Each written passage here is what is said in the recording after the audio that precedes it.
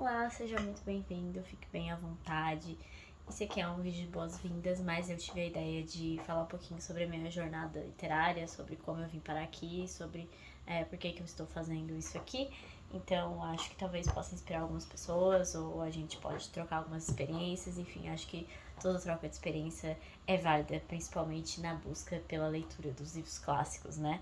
Eu sempre li bastante quando era criança, sempre tive muito acesso a livros, e isso eu posso agradecer aos meus pais por sempre estar disponível para mim todo tipo de literatura para criança, obviamente, e sempre que eu pedia livros eu ganhava livros, enfim.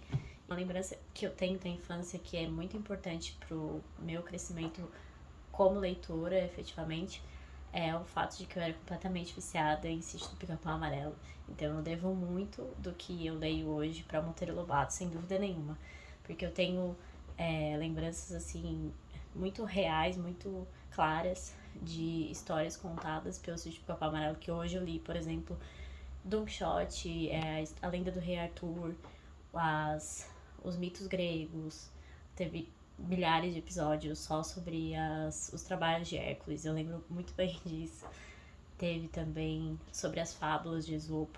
Então, muitas dessas histórias foram explicadas, claro, de uma forma mais simplificada para crianças por meio de Monteiro Lobato. Eu adorava aquilo, fiquei realmente fascinada e, com certeza, o meu interesse por mitologia grega se deu com aquilo. Posso dizer facilmente que a minha leitura de Homero foi muito facilitada por Monteiro Lobato há uns 15 anos atrás.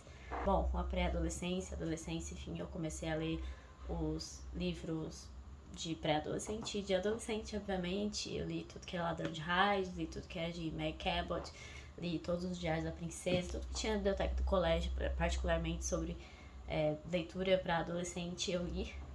E, é claro, eu entrei no mundo de Harry Potter. Eu era completamente viciada em Harry Potter. Eu li várias vezes os livros, os 7 livros e o que vinha depois. Enfim, eu realmente me viciei muito em Harry Potter. E por causa disso eu tenho um pouco de receio quando o pessoal critica, assim, e diz que, não, Harry Potter é um negócio ruim pro imaginário de uma criança. É claro que eu acho que a gente não precisa ficar a vida inteira lendo Harry Potter, porque é obviamente um negócio voltado para pré-adolescente e para adolescente. Mas foi justamente essa série que me colocou num caminho de ler livros maiores, ler livros mais complexos. Porque, assim, com 9 anos, você não vai gostar de ler Machado de Assis, isso é impossível. Na adolescência, é claro que o colégio te obriga a ler alguns livros clássicos e aí ele estraga toda a sua experiência literária. Eu lembro que no ensino médio eu tive uma professora de literatura que parava muitas aulas para contar história.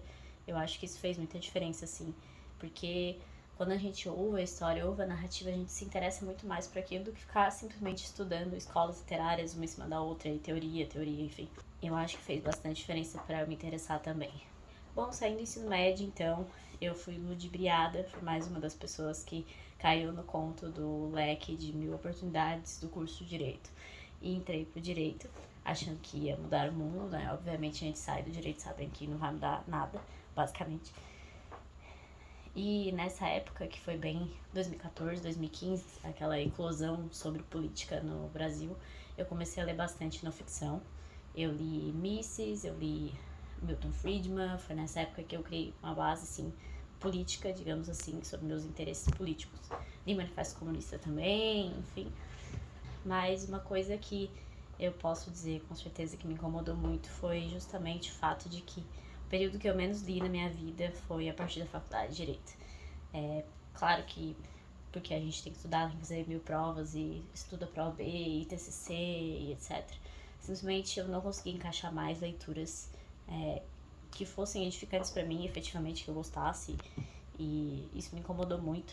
Tanto que o estopim, para mim, foi o último ano da faculdade, que eu me dei conta de que eu tinha lido 5 livros durante o ano inteiro, e 5 livros completamente inúteis na minha formação. Basicamente eram 2 Young Adult, se eu não me engano, e um sobre desenvolvimento pessoal, coisas sobre networking, essas coisas. Então, assim, aquele ano eu me dei conta de que a faculdade tinha me aborrecido nesse aspecto. Claro, teve algumas leituras durante a faculdade que são as de sempre, né? O caso dos exploradores de caverna, eu já tinha lido Revolução dos Bichos, essas coisas. Mas nada que eu tivesse lido do mesmo jeito que eu li antes, assim, com muito prazer e com intuito de discutir esses livros, com vontade de continuar lendo e tudo mais. Era também por obrigação, né? Mesmo as leituras maravilhosas como A Revolução dos Bichos foi na época, eu não tinha tempo, ou não arranjava tempo, pra ser mais sincera, né? Pra ser mais justa, pra introduzir essas literaturas, efetivamente, no meu dia a dia. E particularmente era sempre o mesmo viés político também. Isso me deixou um pouco incomodada, porque como eu disse, ali em 2014, 2015, eu li muito não ficção e criei uma base. Então eu tinha já um posicionamento político específico. E aí, vendo todos aqueles booktubers, e eu ficava, meu Deus, eu não vou achar nada diferente, é só isso que tem mesmo. Eu decidi procurar então no YouTube, assim, resenha, livro, Olavo de Carvalho. Foi basicamente isso que eu fiz.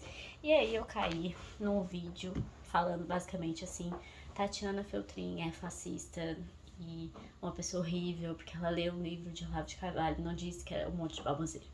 Foi aí que eu caí então no canal da Tatiana, porque ela tinha cometido esse enorme crime contra a humanidade. Eu vi o vídeo sobre o Imbecil Coletivo, que foi o livro que ela leu, e pensei, nossa, ela discordou de muitos pontos, concordou com outros, mas ela não tá simplesmente falando que ele é um babaca, idiota, racista, etc, que é o que o resto das pessoas falam. Que pessoa interessante. E aí eu caí no canal dela e nunca mais saí de lá, basicamente. Porque eu vi que existiam outras leituras que eu nunca tinha chegado perto, ou que eu já ouvi falar, mas eu tinha medo de começar. Por exemplo, Don Quixote, meu Deus, um livro muito antigo, eu nunca vou conseguir ler isso e tal.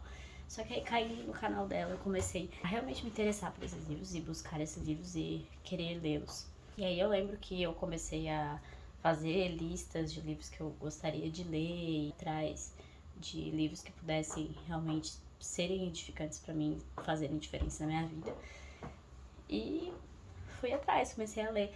Li O Senhor das Moscas, li Don Quixote, li A Morte de Ivan Ilitch, li todas essas coisas menores e também os calhamaços, quando eu comecei a engrenar, li Crime e Castigo, li Ana Karenina. E desde então eu não paro de ler, não paro de empilhar livros aqui nessa estante, por isso eu achei que seria interessante trazer um pouco do que eu interpreto, do que tiro realmente desses livros. E também parar de falar sozinha, porque eu estou aqui sempre pensando e esses livros sempre fervilhando na minha mente. Então eu acho que é uma forma de tanto fixar mais o conteúdo dos livros que eu leio, como também compartilhar experiências e fazer as pessoas terem vontade de ler os livros que eu li. Agora, é claro, tem outros booktubers com um pensamento, não digo nem que é um pensamento da minha opinião política ou da opinião contrária, eu digo que é um pensamento mais aberto para a debate mesmo. Mas também tem pessoas que têm opiniões mais parecidas com as minhas, como a Débora, do Olavo Costa, que também fez muita diferença agora na minha retomada, porque eu tô lendo muitos livros que eu estava com medo de ler, por exemplo, Moby Dick, que era um livro que eu não pensava em ler, graças ao da academia, que é o grupo de leitura que ela fez, eu li e se tornou um dos meus preferidos da vida, sem sombra de dúvidas, então tenho muito a agradecer a ela. Mas basicamente essa foi a minha jornada, foi assim que eu vim parar aqui e espero que consiga ajudar vocês a ler mais, a trazer livros diferentes e poder compartilhar essa experiência, não ficar aqui falando com a parede sobre o livro que eu li. E é isso, então, conta aí como é que foi a jornada de vocês, como é que vocês acabaram lendo livros clássicos, ou se vocês estão nessa jornada, se vocês estão pretendendo. E vamos juntos nessa, então. Obrigada e até a próxima.